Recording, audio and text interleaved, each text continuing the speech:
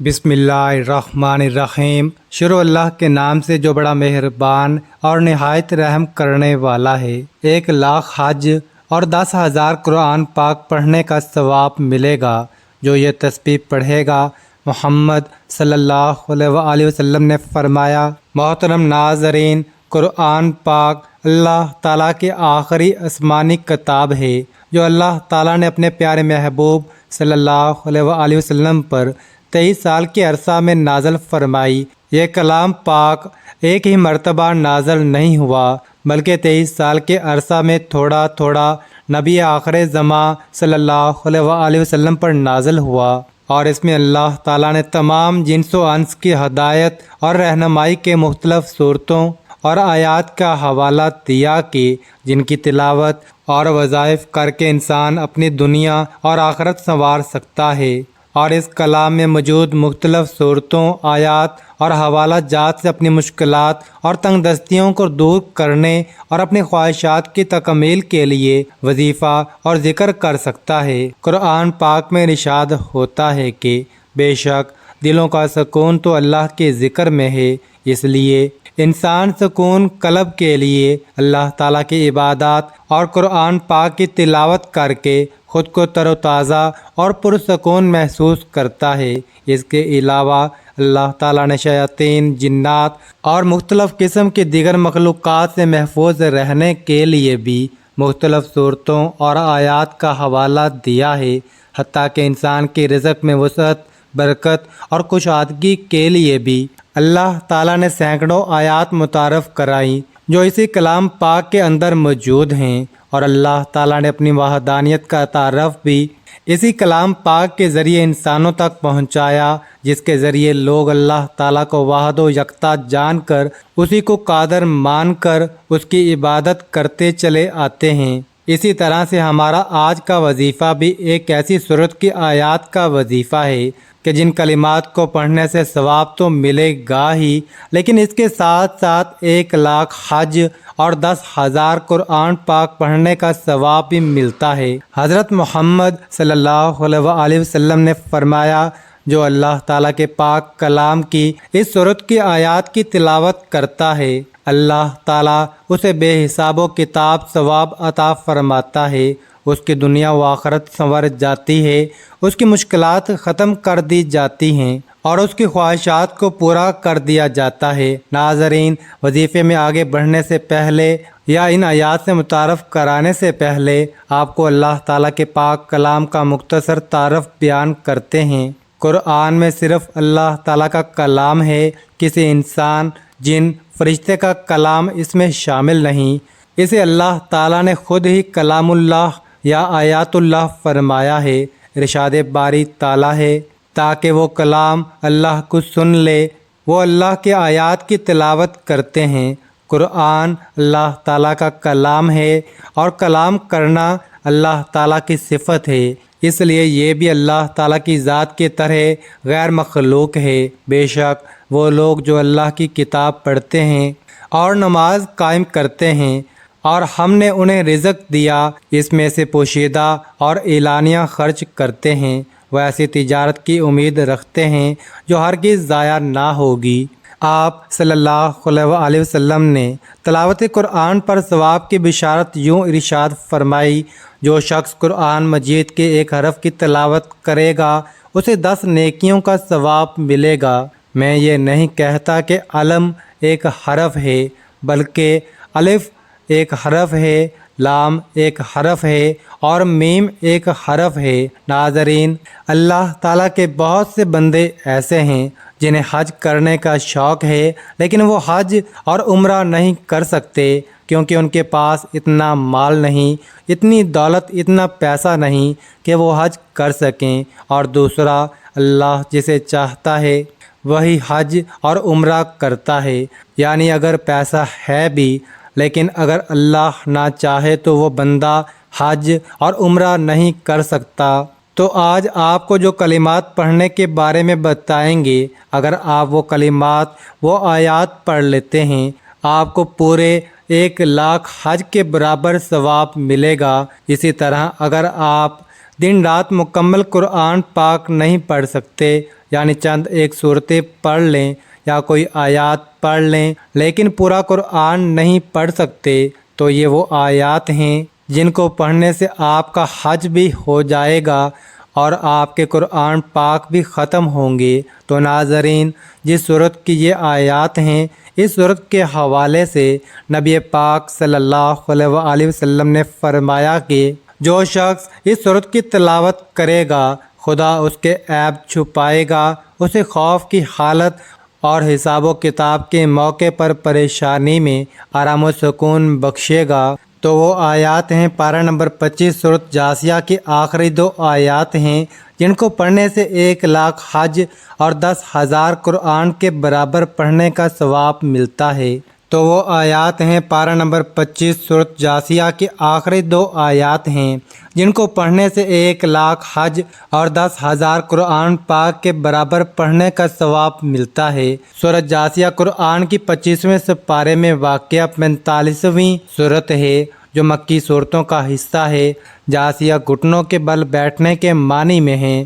28ویں آیت میں قیامت کے دن امتوں کے گھٹنوں کے بل جھکنے اور انہیں ان کے اعمال نامہ دینے کے ذکر کی وجہ سے اس کا نام جاثیہ رکھا گیا ہے۔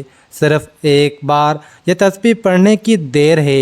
یہ تسبیح پڑھنے والے سے رب کی ذات اتنا خوش ہو جاتی ہے کہ عرش الہی پر بیٹھا رب فرشتوں سے ذکر کرتا ہے، فرشتوں کو حکم جاری کرتا ہے کہ جاؤ اس بندے کی تمام رکاوٹیں بندشیں دور فرما دو۔ اللہ والو، اگر آپ چاہتے ہیں کہ رب کی ذات آپ سے خوش ہو جائے، آپ کی نسلوں کو آباد فرما دے، تو یہ خاص وظیفہ اور ساتھ میں ایک دعا بھی آپ کو بتاؤں گا، لہٰذا ویڈیو کو آخر تک دیکھیے گا تاکہ آپ کو پورے وظیفے کی صحیح طرح سے سمجھ آ جائے۔ تو محترم ناظرین، اس وظیفے کو کسی صورت مت چھوڑیے گا، کیونکہ رب کی ذات جب دینے پر آتی ہے تو نہ شکلیں دیکھتی ہے نہ اعمال دیکھتی ہے۔ رب کی ذات جس بندے سے راضی ہو جائے اس کی نسلوں کو آباد فرما دیتی ہے۔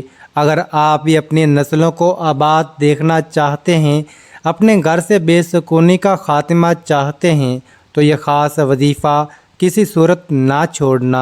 یہ وظیفہ اتنا آسان اور مجرب ہے اور اللہ کا کرشمہ خود دیکھو گے کہ کیسے آپ کے اوپر اللہ پاک کے کرم نوازیاں شروع ہو جائیں گی۔ یہ وظیفہ وظائف کا بادشاہ ہے۔ یوں سمجھ لیجئے کہ اس کو کرنے کے بعد آپ دیکھنا کیسے اللہ کی آپ کے اوپر رحمت ہوگی، کیسے آپ کے کام بنتے چلے جائیں گے۔ اس عمل کو کرنے والے کی زندگی میں آسانیاں پیدا ہونا شروع ہو جاتی ہیں۔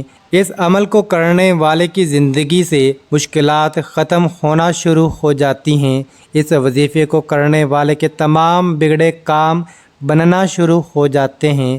آپ کے اوپر کسی بھی طرح کی بندش ہے، رکاوٹ ہے، آپ کا کاروبار کا مسئلہ ہے، کاروبار چل نہیں رہا، گھر میں جو بھی بے برکتی ہے، بے سکونی ہے، مایوسی ہے، انشاءاللہ اس وظیفے سے یہ تمام مسائل دور ہو جائیں گے۔ اس عمل کو کرنے کے بعد انشاءاللہ آپ کے اوپر سے ہر طرح کی جو بندشیں ہیں، رکاوٹیں ہیں، ٹوٹ جائیں گی۔ آپ کی زندگی میں خوشیاں آ جائیں گی۔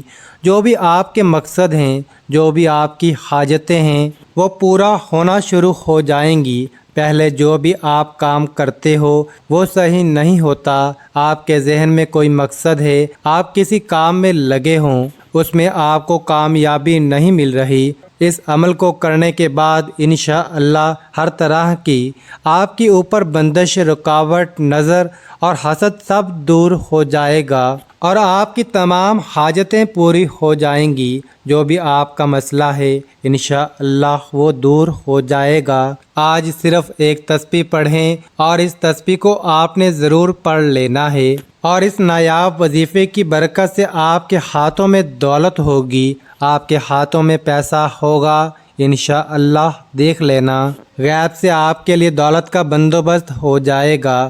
یہ جو وظیفہ میں آپ کو بتانے جا رہا ہوں یہ بہت ہی خاص وظیفہ ہے۔ یہ جو تسبیح ہے اس کو پڑھنے سے اللہ پاک کی ذات بہت خوش ہوتی ہے۔ وہ ہستی ہے جسے کسی آنکھ نے نہیں دیکھا، جسے کوئی گمان نہ چھو سکا، تعریف کرنے والے اس کی تعریف سے عاجز رہے، نہ حادثات اسے بدل سکے، اسے زمانے کی بے ثباتی کا کوئی خوف نہیں، پہاڑوں کے وزن اور سمندروں کی پیمائش کا علم اس کے پاس ہے، بارش کے قطروں اور درختوں کے پتوں کے عدد سے خبر ہے، کسی پر رات کی ظلمت اور دن کی روشنی میں سب جانتا ہے، اس پر آسمان کی بلندی، زمین کی پستی، زمین کی گہرائی، سمندر کی گہرائی اور پہاڑوں کی چوٹی، اور پہاڑ کی چوٹی پر کوئی چیز پوشیدہ نہیں، وہ ہر چیز کو اس کی تمام تفاصیر کے ساتھ جانتا ہے، آپ آہستہ سے بولیں یا زور سے، وہ آپ کے اندر چھپے تمام بھیدوں سے باخبر ہے، وہ تمہارے سانس کو نکلتے اور اترتے ہوئے دیکھتا ہے، رگوں میں چلنے والے خون کی آواز سنتا ہے، پتے کے ٹوٹنے اور زمین پر اس کے گرتے وقت آواز کو سنتا ہے، زمین کے اندر اس کے نیچے چلنے والے کیڑوں کی آواز کو سنتا ہے، سمندر کی تہ میں چلنے والی مچھلی کی آواز سنتا ہے، بحر و بر میں جو کچھ بھی ہے سب کچھ اس کے علم میں ہے، وہ اس کائنات کا بادشاہ ہے، رب ہے۔ حضرت عبداللہ بن عمر کی روایت میں اس واقعے کا بیان ہے کہ جب رسول اکرم صلی اللہ علیہ وآلہ وسلم کی عظمت کو بیان فرما رہے تھے، اس وقت آپ کی کیفیت یہ تھی، آپ کا جسم ہل رہا تھا اور دیکھنے والوں کو ایسا محسوس ہو رہا تھا کہ آپ زمین پر گر پڑیں گے، اسے اللہ تعالیٰ کی معرفت کہتے ہیں، یہ معرفت انسان کے اندر ایک پونچال کی کیفیت پیدا کرتا ہے، یہ کیفیت اللہ کو دیکھے بغیر دیکھ لینا ہے۔ یاد رکھیں کہ اللہ اس عظیم کائنات جس کا ہم ایک بہت ہی چھوٹا قطرہ ہیں، ہمیں ایک ہی مقصد کے لیے پیدا فرمایا ہے، اور وہ ہے عبادت اور صرف عبادت، اس کے علاوہ کوئی مقصد حیات نہیں۔ بے شک وسائل و ذرائع ہوں، اللہ کے خزانوں میں کسی کمی کو پورا کرنے کے لیے انسان کو پیدا نہیں کیا گیا، اور نہ اللہ رب العزت کا کوئی کام اٹک گیا جس کی وجہ سے انسان کی خلقت ضروری تھی۔ انسانی خلقت کا واحد مقصد صرف عبادت ہے، انسان سے اس خدائے سبو قدوس کی صرف عبادت مطلوب ہے، اس لیے صبح و شام اسے یاد کرو، یہی انسانیت کی معراج و امتیاز ہے۔ جو اللہ کا ہو جاتا ہے تو ساری دنیا اس کی غلام ہو جاتی ہے، اللہ اس کا دوست بن جاتا ہے، پھر اس انسان کے دشمن اللہ کے دشمن بن جاتے ہیں، اس کے دوست اللہ کے دوست ہو جاتے ہیں۔ جس نے اللہ کے دوست کو تکلیف پہنچائی، وہ قادر مطلق اس سے اعلان جنگ کر لیتا ہے۔ اللہ کا تو ہو کر تو دیکھیے، اللہ کی ذات کو مقصد بنا کر زندگی گزار کر تو دیکھیے، اللہ کے لیے مرنا، اس پر مر مٹنا سیکھیں، اس کے لیے جینا سیکھیں، خوشی میں بھی وہی ہو جو اسے پسند ہو، غم میں بھی اس کا لحاظ اظہار بھی وہ جو اسے پسند ہے، اور خفا بھی جو اسے پسند ہو، ہر دم اور ہر لمحے اس کی رضا مطلوب و مقصود ہو۔ اللہ تعالیٰ کی عبادت کے ساتھ ساتھ ہمیں ہر پل، ہر وقت، ہر لمحہ شکر ادا کرنا چاہیے۔ اسلام نے شکر ادا کرنے کے ہمیں 4 طریقے بتائے ہیں: دل سے شکر ادا کرنا، زبان سے شکر ادا کرنا، نعمتوں کے استعمال سے شکر ادا کرنا، مخلوق خدا کی خدمت سے شکر ادا کرنا۔ اگر کوئی آپ پر احسان کرتا ہے، آپ اس کے بجائے احترام کسی اور کا کریں تو وہ ناراض ہو جائے گا۔ بالکل اسی طرح اللہ تعالیٰ نے ہمیں بے شمار نعمتوں سے نوازا ہے، اگر ہم اللہ کے بجائے کسی اور کا احترام و اکرام کریں گے تو اس عمل سے اللہ تعالیٰ بہت سخت ناراض ہو جاتے ہیں۔ یہ ایک فطرتی اصول ہے کہ جس شخص پر کوئی احسان کرتا ہے، وہ بندہ اس کا غلام بن جاتا ہے اور اس سے محبت کرنے لگتا ہے اور اس کی پسند کو بھی ترجیح دیتا ہے۔ اسی طرح ہمیں بھی چاہیے کہ ہم اپنے حقیقی اللہ تعالیٰ کے احکامات کو ہر وقت ماننے کی اور ترجیح دینے کی کوشش کریں۔ زبان سے شکر ادا کیا ہوتا ہے کہ انسان اس کا اقرار اور اظہار کرے، ریاکاری مقصود نہ ہو، اللہ تعالیٰ کی ہر دی ہوئی چیز پر الحمدللہ کہے، مثلا الحمدللہ اللہ نے مجھے آنکھوں کی نعمت سے نوازا ہے۔ بندوں کا شکر ادا کرنے کا مطلب یہ ہے کہ جب کوئی آپ کو چھوٹی چیز دے اس پر اس کو جزاک اللہ کہہ دیا جائے تاکہ اس کے ذریعے اس کی دی ہوئی نعمت کا اس کو بدلہ مل جائے۔ حدیث میں آپ نے فرمایا کہ جو شخص بندوں کا شکر ادا نہیں کرتا تو میرا بھی شکر ادا نہیں کرتا۔ اللہ تعالیٰ کی دی ہوئی نعمتوں کو عملی طور پر استعمال کرنا، اس کا استعمال کر کے اظہار کرنا۔ ایک مشہور واقعہ ہے کہ ایک صحابی آپ کے پاس آئے اور انہوں نے میلے کچلے کپڑے پہنے ہوئے تھے، جس پر آپ نے ناراضگی کا اظہار کرتے ہوئے فرمایا کہ جاؤ کپڑے صاف ستھرے پہن کر آؤ، کیونکہ اللہ تعالیٰ خود بھی جمیل ہے اور خوبصورت اور جمال کو پسند کرتے ہیں۔ جب ہم اللہ کی دی ہوئی نعمتوں کا اپنے وجود پر اظہار کرتے ہیں تو اسے اللہ تعالیٰ بہت خوش ہوتے ہیں، لیکن اگر استعمال نہ کیا جائے تو یہ بھی ایک ناشکری ہے۔ تو ناظرین، چلتے ہیں آج کے وظیفے کی جانب۔ آپ نے کون سی آیات اور کون سے کلمات پڑھنے ہیں؟ تو جیسے آپ کو سورۃ جاثیہ کی فضیلت کے بارے میں بتایا گیا ہے، یہ آیات بھی اسی کی آخری 2 آیات ہیں۔ اس کو آپ کس طرح اور کس ترتیب سے پڑھنا ہے یہ توجہ سے سن لیجئے گا۔ ناظرین، کوئی بھی وظیفہ شروع کرنے سے پہلے حضور صلی اللہ علیہ وآلہ وسلم کی ذات پر درود پاک لازمی پڑھا کریں۔ تو یہ وظیفہ بھی شروع کرنے سے پہلے درود ابراہیمی ایک مرتبہ لازمی پڑھ لیں۔ اعوذ باللہ من الشیطان الرجیم، بسم اللہ الرحمن الرحیم۔ اللہم صل علی محمد وعلی آل محمد کما صلیت علی ابراہیم وعلی آل ابراہیم انک حمید مجید۔ اللہم بارک علی محمد وعلی آل محمد کما بارکت علی ابراہیم وعلی آل ابراہیم انک حمید مجید۔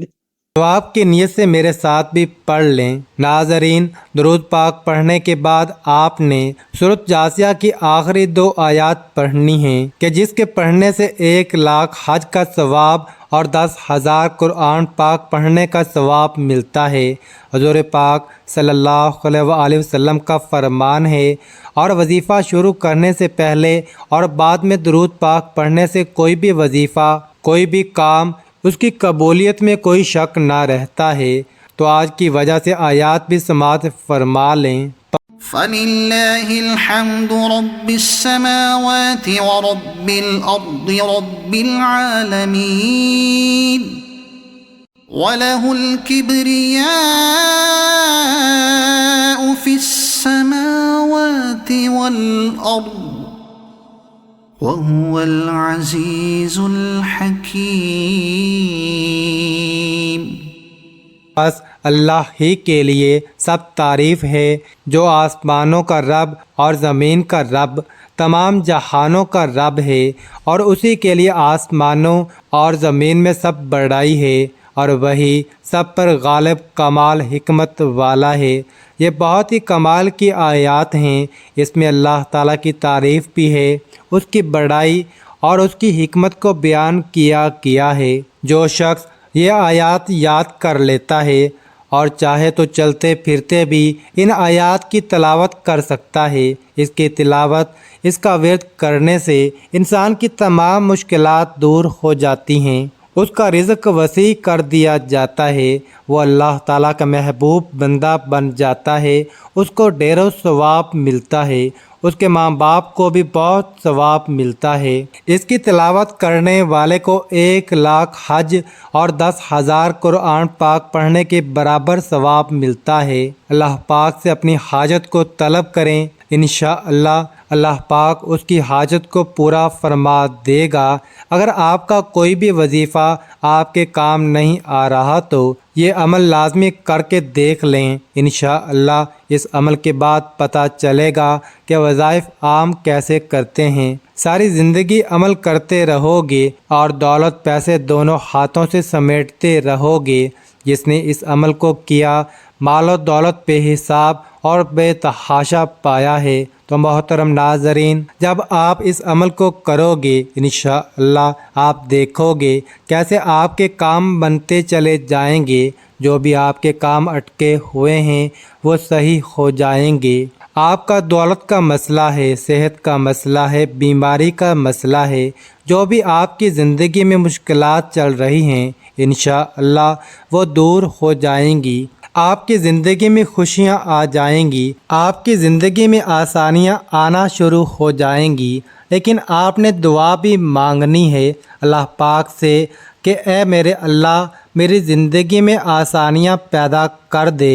اے اللہ تو سب کا بادشاہ ہے، اے اللہ تو ہر چیز پر قادر ہے، تو میری مشکلات دور کر دے، میری پریشانیاں دور کر دے، میری دعائیں قبول فرما۔ جو بھی میرے اوپر بندشیں ہیں، جو بھی میرے اوپر رکاوٹیں ہیں وہ دور کر دے۔ اے اللہ تو ہر چیز پر قادر ہے۔ اے اللہ تعالیٰ سے دعا کیجئے ہمارے صغیرہ و کبیرہ گناہ معاف فرمائے، ہمیں گناہوں سے توبہ کرنے کی توفیق عطا فرمائے، اور جو لوگ حضرت آدم علیہ السلام سے لے کر آج تک فوت ہو چکے ہیں ان کی مغفرت فرمائے، اور ہمیں سیدھے راستے پر چلنے کی توفیق عطا فرمائے۔ اور کوئی بھی وظیفہ نماز کے بغیر مکمل نہیں ہوتا۔ آپ نے 5 وقت کی نماز لازمی ادا کرنی ہے، اور حسب توفیق صدقہ بھی دینا ہے۔ پیسے آپ نے کسی فقیر کو دے دینا ہے، کسی غریب کو دے دینا ہے، کسی ایسے بندے کو دے دینا ہے جو ضرورت مند ہو۔ میرے بھائیوں، میری بہنوں، یہ عمل آپ کو لازمی کرنا ہے۔ اپنے رزق کے مسائل کے لیے، اپنی دولت کے مسائل کے لیے صدقے کی وجہ سے ہماری رزق اور دولت میں اضافہ ہوتا ہے اور گھر میں برکت ہوتی ہے۔ اس کے علاوہ ہمیں یہ بھی پتہ چلتا ہے کہ صرف مال خرچ کر کے ہی صدقہ نہیں دیا جاتا، بلکہ اگر آپ کسی کو سلام کرنے میں پہل کرتے ہیں تو یہ بھی صدقہ ہے۔ پانی پلانا یہ بھی صدقہ ہے۔ اسی طرح صدقہ دینے کی بہت سارے طریقے ہیں، جیسا کہ 2 آدمیوں کے درمیان صلح کروا دینا، کسی کو سواری پر چڑھنے میں مدد کرنا، کسی کو اچھی بات بتانا، نماز کے لیے جو آپ قدم بڑھاتے ہیں یہ بھی صدقہ ہے۔ راستے سے رکاوٹیں اور پتھروں کو ہٹا دیں، دوسروں کو فائدہ پہنچانا، کسی کو دعا دینا، کسی کو پڑھانا یا کوئی چیز سکھانا، کسی کو اچھی بات بتانا، کسی کو مسکرا کر دکھانا، کسی کو مسکرا کر دیکھنا، کسی مصیبت میں پھنسے انسان کی مدد کرنا، وقت نکال کر اپنے ماں باپ کے ساتھ گزارنا، کسی کی طبیعت پوچھنا، کسی کی عیادت کرنا، کسی پریشانی یا آزمائش پر صبر کرنا، نیکی کا حکم دینا اور برائی سے روکنا، کسی کو معاف کر دینا، اس کے باوجود آپ کے پاس اسے سزا دینے کا اختیار ہو، یہاں تک کہ اپنی بیوی کو اپنے ہاتھوں سے کچھ کھلانا اور اس سے پیار محبت کی باتیں کرنا بھی صدقہ ہے۔ صدقہ دینے کے بے حد فضیلت اور فوائد ہیں۔ کہا جاتا ہے کہ بے شک مومن قیامت تک اپنے صدقے کے سائے میں ہوگا۔ مسلمان ہونے کے ناطے یہ نہ صرف ہمارا ایمان ہے بلکہ عام مشاہدہ اور تجربہ بھی ہے کہ جب ہم اللہ تعالیٰ کی راہ میں خرچ کرتے ہیں، اپنی نیت صاف رکھتے ہیں اور دکھاوا نہیں کرتے، تب اللہ تعالیٰ اس نیکی کو کئی گنا بڑھا کر ہمیں لوٹا دیتے ہیں۔ تب اللہ تعالیٰ اس نیکی کو کئی گنا بڑھا کر ہمیں لوٹا دیتے ہیں۔ اللہ تعالیٰ قرآن مجید میں ارشاد فرماتے ہیں کہ اے ایمان والو، اللہ کی راہ میں ہمارے دیے ہوئے میں سے خرچ کرو۔ ہم انسانوں کی اوقات کچھ نہیں، نہ ہی ہمارے بس میں کچھ ہے۔ ہم پر ساری عنایات اس رب کی ہیں جو اس جہان کا مالک ہے۔ یہ اسی ذات کا کرم ہے کہ اس نے ہمیں دینے والوں میں سے بنایا ہے۔ یہ ہمارا فرض ہے کہ ہم اس عطا کردہ رزق سے غریبوں، مسکینوں، لاچاروں، مجبور، ضرورت مندوں، یتیموں اور بے سہارا لوگوں کی مدد کریں، ان کی ضروریات کا اس طرح خیال کریں جس طرح اللہ سبحانہ و تعالی ہماری ضروریات کا خیال اور ہمارے گناہوں کا پردہ رکھتے ہیں۔ تو ناظرین، وظیفہ کرنے کے بعد اللہ کی بارگاہ میں رو رو کر گڑ گڑا کر دعا کرنی ہے۔ اے گناہ گاروں کو بخشنے والے، اے عیبوں پر پردہ ڈالنے والے عظیم رب، سب مسلمان پر اپنا رحم و کرم فرما، تنگ دستوں کی رزق میں وسعت عطا فرما اور بیماروں کو شفا عطا فرما۔ آمین۔ ہمیں صبر و شکر کرنے والا بنا اور ہماری دنیا اور آخرت سنوار دے۔ آمین۔ دعا ہے کہ اللہ تعالیٰ نیکی کی بات سننے، سمجھنے اور اس پر عمل کرنے کی توفیق عطا فرمائے۔ آمین۔ ناظرین، گزارش ہے کہ اللہ تعالیٰ کے 99 ناموں میں سے کوئی ایک نام کامنٹ میں ضرور لکھیں، اور مزید اس طرح کی ویڈیوز دیکھنے کے لیے اس چینل کو سبسکرائب کریں۔ جزاک اللہ۔